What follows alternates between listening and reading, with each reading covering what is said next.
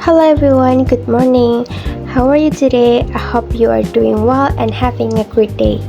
Before I start, I would like to introduce myself. My name is Sarah Hairunisa, and today I will explain one of the teaching method called snowball throwing method. This method is interesting, interactive, and can make the classroom more fun, especially in English learning. In many classrooms, students often feel bored during the lesson. Sometimes students only listen to the teacher and do not actively participate. In English learning, this becomes a problem because students need more practice, especially in speaking. If students do not practice speaking, they may feel shy or not confident. So teachers need a method that can make students active and comfortable. One of the methods is snowball throwing method. So, what is snowball throwing method? Apa sih snowball throwing method itu? Snowball throwing method is an active learning technique that students write question on a piece of paper and then make it into a ball and throw it to others. The student who get the paper must open it and answer the question.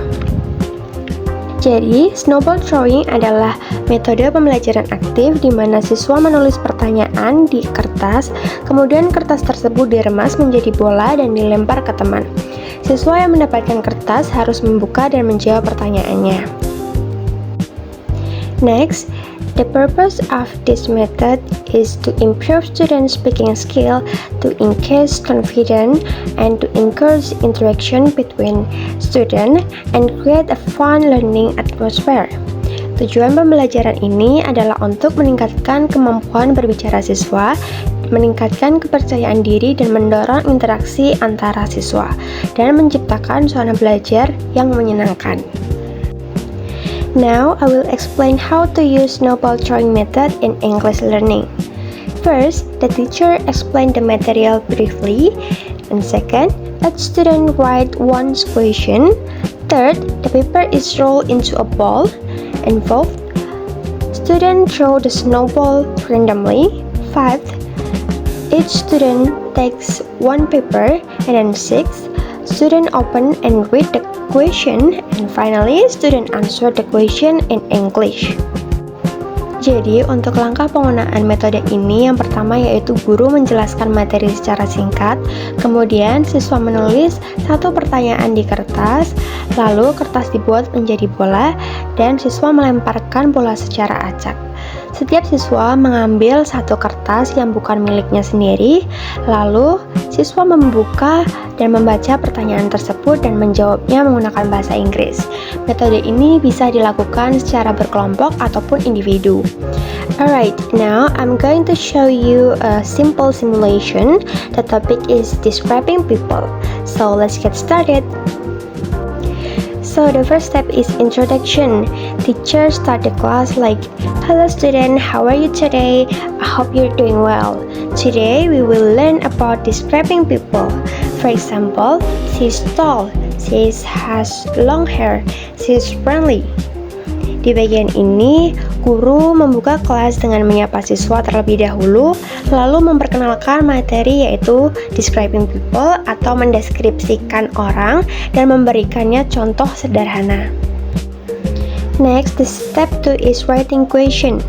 Like, teacher can ask the student like, "Now, please write one question about describing people."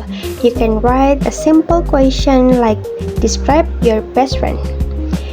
Selanjutnya, siswa diminta untuk menulis satu pertanyaan sesuai dengan materi yang sudah dijelaskan.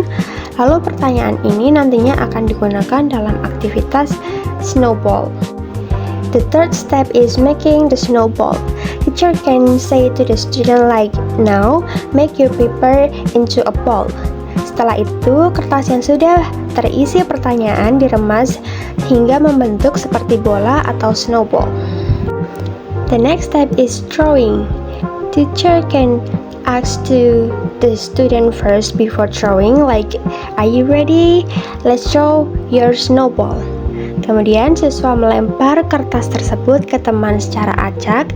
Disinilah aktivitas menjadi lebih interaktif dan menyenangkan. After that, the next step is taking. Now, take one snowball and make sure it's not your own snowball. Selanjutnya, setiap siswa mengambil satu kertas yang bukan miliknya sendiri. After taking the snowball, the next step is reading. For example, teacher can ask to read the question of the paper that they get.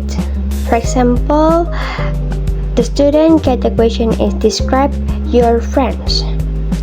Setelah mendapatkan kertas, siswa membuka dan membaca pertanyaan yang ada di dalamnya. The next step is answering. Please answer the question in English. For example, student answer like, my friend is very kind and friendly. She has long black hair and she's also very helpful. Kemudian, siswa menjawab pertanyaan tersebut menggunakan bahasa Inggris sesuai dengan kemampuan mereka. The last step is feedback. Teacher can give feedback to student who answered the question like, good job, that's a very good answer. Terakhir, guru memberikan feedback atau apresiasi kepada siswa agar mereka lebih percaya diri dalam belajar. There is also some example for question and answer and some notes like each student makes one snowball and students should not take their own snowball, and then using simple English when answering. Now, let's talk about the advantage of the snowball throwing method. Sekarang kita akan membahas kelebihan dari metode snowball throwing. This method makes student more active in the classroom. Metode ini membuat siswa lebih aktif dalam proses pembelajaran. It also improves student speaking skill. Selain itu, metode ini juga membantu meningkatkan kemampuan berbicara siswa. Another advantage it is build student confidence.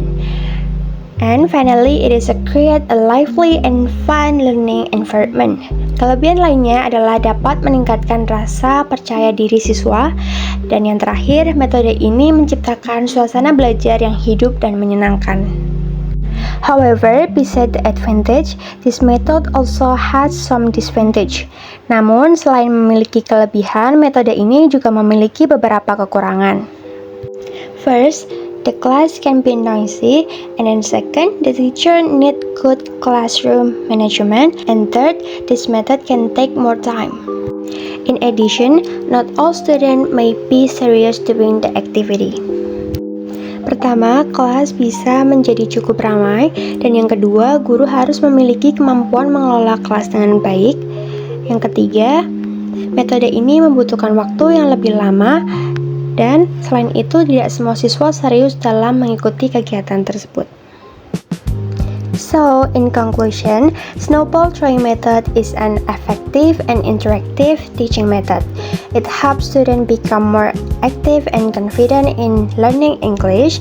It also improves their speaking skill, talk practice, and interaction. Overall, it creates a lively and engaging learning environment.